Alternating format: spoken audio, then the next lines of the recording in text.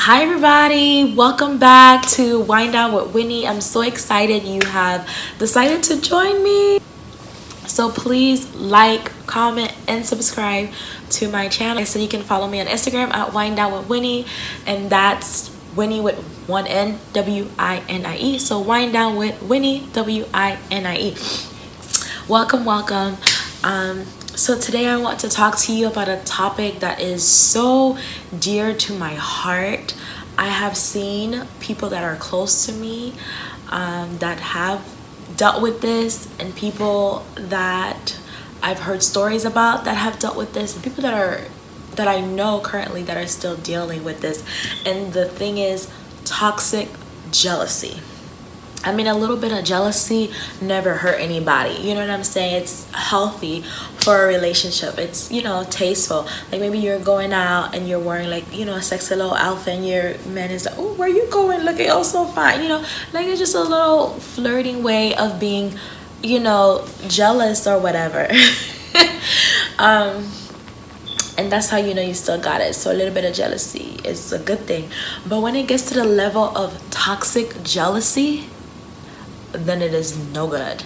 The definition of toxic jealousy is the poisonous, damaging, or deadly feeling of showing suspicions of someone's unfaithfulness in a relationship.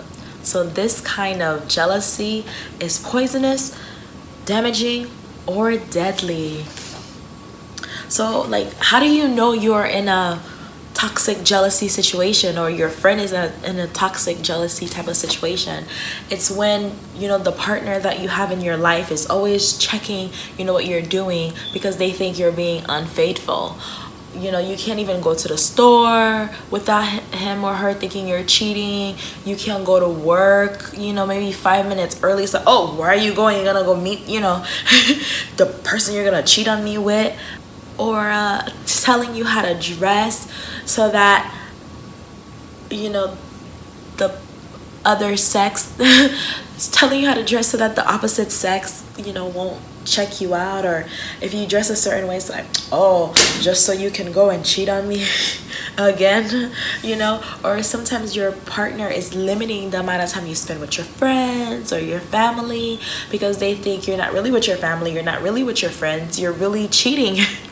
Or sometimes it causes you to limit the amount of time you spend with your family and your friends, because you don't want to have another argument with your partner, because you know how jealous they are and how draining it is on your relationship, and how it's like an emotional roller coaster, because you're crying about it, you're thinking about it, like you have to be on your tippy toes all the time.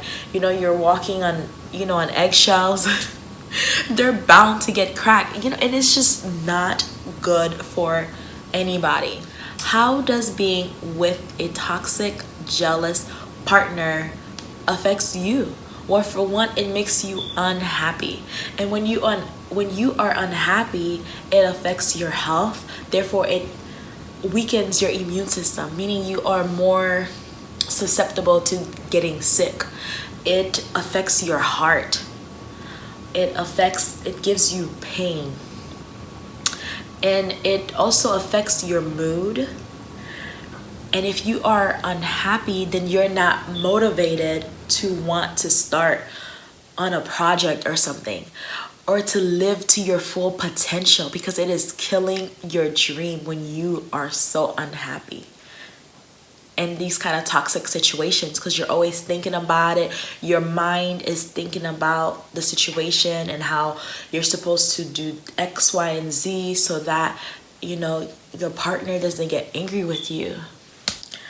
And lastly, you're just not living. Like, there's a lot of people that I've known that have been very outgoing, and then they come in this toxic situationship, and then they're like canceling. They can't hang out anymore.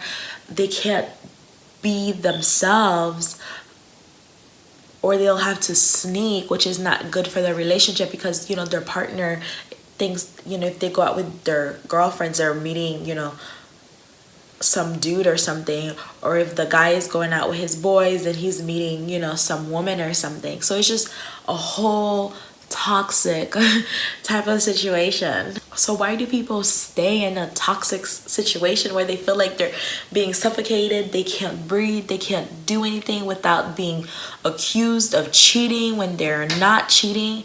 Well, it's because they think that they're in love, and that's why they stay. Because some of us, we don't have a better definition of what love is, because maybe because they didn't grow up with love, or because they're far away from family and they think being with this person is the only way to find like a connection to somebody.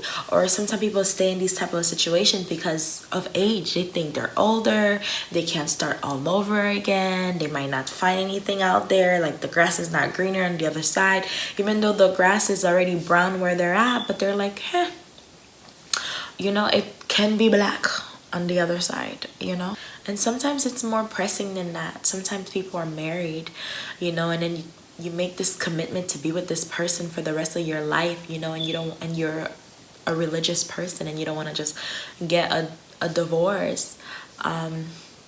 Or maybe they have children, and you know, you want your kids to be raised in a two-parent household, because statistics have shown that kids that grew up with, you know, both of their parents, you know, just have a better chance of succeeding, and they feel more loved, and they're like more accomplished and all of that. So you want to give your kids, you know, just a better life and everything in between. And then the last thing is, sometimes people stay because they have low self-esteem.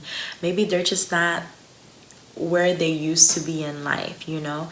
Maybe like they've been in the relationship for a couple of years and they put on a couple of pounds, and they're like, who's gonna want me, you know, with all of this weight?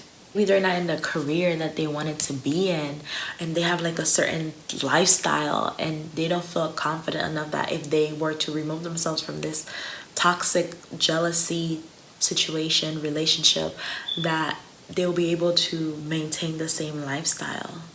So if you are in this kind of predicament and you want to stay, here's what I would suggest that you do, especially if you have, you know, especially if you're married, you have kids and all of that, is you talk to your partner. And maybe you've already talked to them, but approach is everything, you know. So just be very specific, like X, Y, and Z. Like, when you did this, and that, it made me feel like this and this and that, you know, so that your partner can have a better understanding.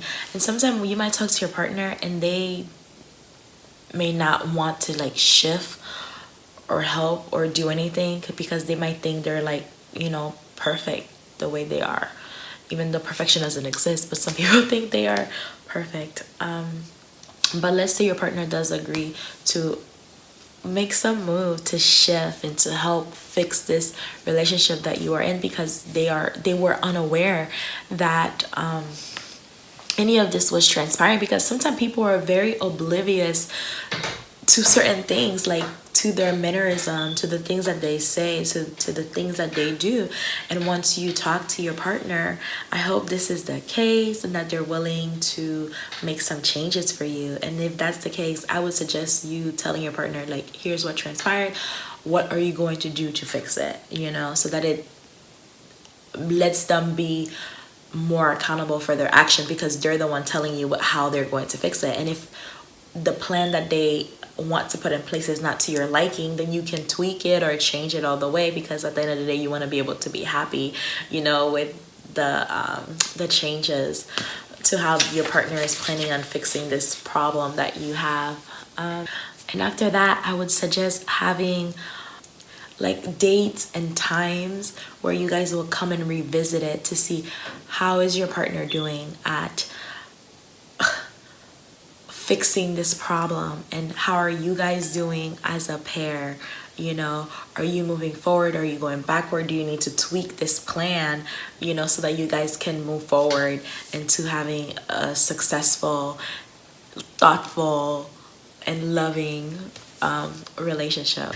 And so I wish you the best of luck if you are in this kind of situation and you need to fix it, you need to get it better, I hope your partner is very supportive and helpful in this. So good luck to you.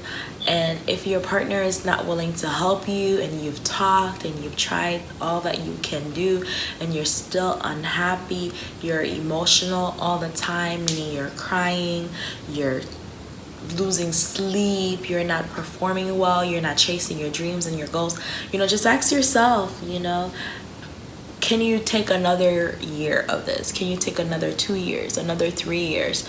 And even though a lot of people have fears as to why they can't leave these toxic, jealous individuals, then make a plan for yourself. Like, you might not leave, today or tomorrow, but make a plan so that you can be in a better predicament, so that you can leave, so that you can get out of this situation.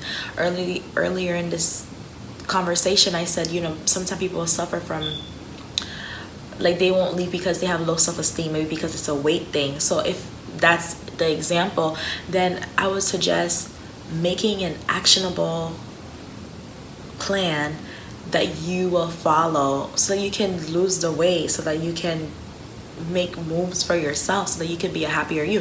So by that I mean, if you want to lose the weight, then say, okay, I'm going to work out 3 or 4 days a week, and then write down which days you're going to work out per week.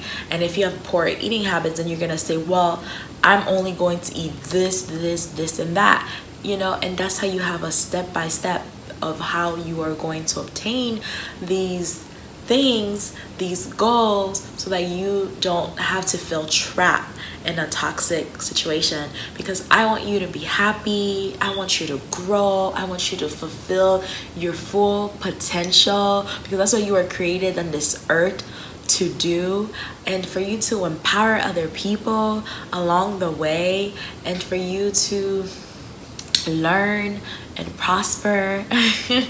So I wish all of you the best of luck. If this does not pertain to you and you know someone that it does, so please talk to them, please share this video with them, like, subscribe, comment. Also follow me on Instagram at WineDownWithWinie. So that's WineDownWithWinie, WINIE.